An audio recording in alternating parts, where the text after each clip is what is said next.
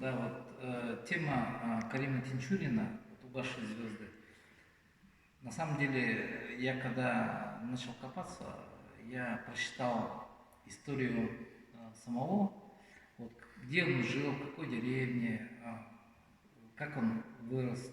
Вот, про него история мало написана, как бы вот, детство, да, но вот на самом деле это вдохновляло написание музыки, потому что, скажем, это деревня, где древние, ну, там нагайцы жили, да, то есть там мне показалось, что у этого человека существует какая-то внутренняя вот эта непреодолимая, наверное, жажда вот это какой-то вот такой древней татарии на самом деле, потому что он учился в медресе, потом ушел в театр и постоянно себя искал.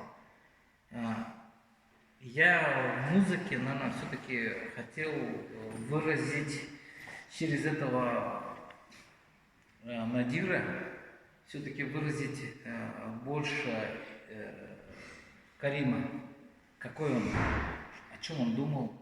И поэтому у меня вот финальная песня, вот она так родилась.